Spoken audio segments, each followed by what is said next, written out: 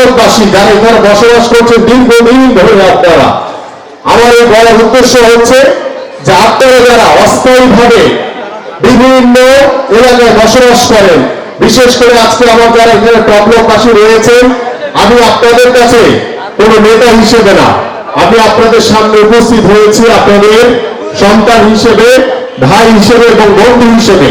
এবং আমি আল্লাহ যতদিন আমাকে বাঁচিয়ে রাখবে ইনশাআল্লাহ আপনাদের পাশে আপনাদের ভাই বন্ধু এবং সন্তান হিসেবে থাকবে ইনশাআল্লাহ।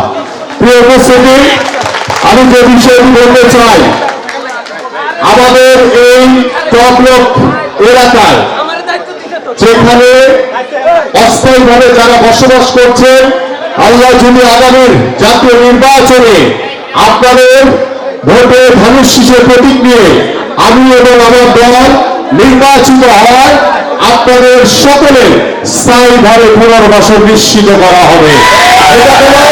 এটা কোনো প্রতিশ্রুতি না।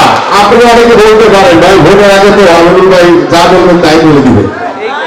আমি কিন্তু কোনো প্রতিশ্রুতি দিতে আসিনি, আমি আসছি আপনাদের সাথে বসে আলোচনা করে আপনাদের প্রত্যেকটি পরিবার যেখানে এখানে বসবাস করে আপনাদের সাথে পরামর্শ করে আপনাদের প্রত্যেকটি পরিবারের সাথে কথা বলে আপনাদের স্থায়ী পুনর্বাসন করা হবে ইনশাআল্লাহ। প্রিয় উপস্থিতি, আমাদের এইসব নিম্ন আয়ের মানুষ আপনারা যারা বসবাস করেন, আমি আপনাদের কাছে নতুন কিছু বলতে চাই। আজকে পরিবর্তনের কথা বলতে চাই, যে পরিবর্তনের স্বপ্ন ইতিমধ্যে আমাদের মাননীয় ভারপ্রাপ্ত চেয়ারম্যান জনাব তারেক রহমান দেখেছেন এবং আগামী রাষ্ট্র কাঠামো মেরামতের জন্য 31 দফার একটি কর্ম পরিকল্পনা দিয়েছেন। সেই কর্ম পরিকল্পনার ভিতরে হয়তো আমাদের 31টি পয়েন্ট রয়েছে, বা বিস্তারিত হয়তো আপনারা অনেকেই জানেন না। আমি সংক্ষেপে দুই একটি বিষয় নিয়ে আপনাদের সামনে উপস্থাপন করব।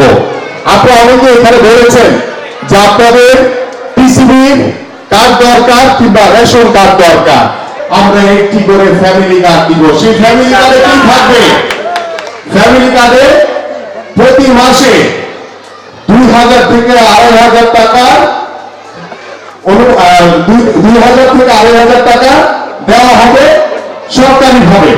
এবং আমাদের মৌলিক চাহিদার জন্য কি কি প্রয়োজন, চাল ডাল তেল লবণ থেকে শুরু করে যে দৈনন্দিন জিনিসগুলো রয়েছে সেটা সরকারিভাবে আপনাদের প্রত্যেকটি পরিবারের কাছে পৌঁছে দেওয়া হবে সেই মাধ্যমে। প্রিয় উপস্থিতি, আরেকটি বিষয় রয়েছে, সেটি হচ্ছে যে আমাদের শিক্ষিত যারা বেকার রয়েছেন, শিক্ষিত যুবক এবং যুবতীরা যারা রয়েছে, আমরা আবার এই নির্বাচন এলাকায় আল্লাহর রহমতে আপনাদের ভোটে ধানের শীষের প্রতীক নিয়ে যদি নির্বাচিত হই, আমরা যদি সরকার গঠন করতে পারি, আমি আমার এই নির্বাচন এলাকায় যারা শিক্ষিত বেকার যুবক যুবতী থাকবে তাদেরকে সরকারি চাকরির অগ্রাধিকার ভিত্তিতে প্রদান করা হবে ইনশাআল্লাহ, এবং বেসরকারি চাকরিরও সুব্যবস্থা করা হবে, যাতে আমার এই নির্বাচনী এলাকায় কোন শিক্ষিত যুবক যাতে বেকার না থাকে।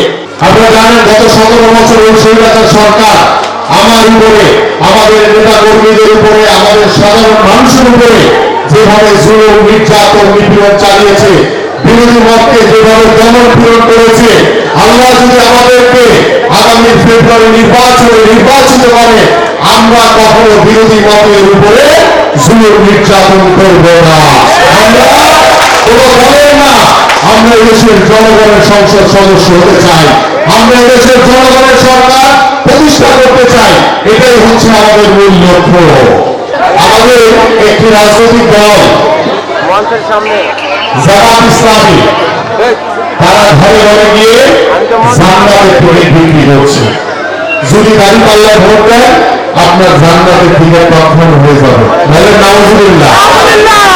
যদি আমার কেউ মায়েরা বাবারা 1 সেকেন্ডের জন্য ওই জান্নাতের টিকিটের উপরে বিশ্বাস হবে, আপনার ঈমান নষ্ট হয়ে যাবে।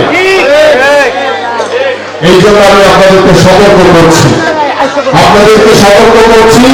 এই ধরনের যারা ধর্মকে ব্যবহার করে, ইসলামকে ব্যবহার করে যারা এই জান্নাতের টিকিট বিক্রি করে যারা রাজনৈতিক ফায়দা নিতে চায় তাদের কাছ থেকে আপনারা সাবধানে থাকবেন, সতর্ক থাকবেন। তাদের প্রতি ইদানিং দেখতেছেন নির্বাচনের মধ্যে ছায়াও দেখবেন না আপনারা।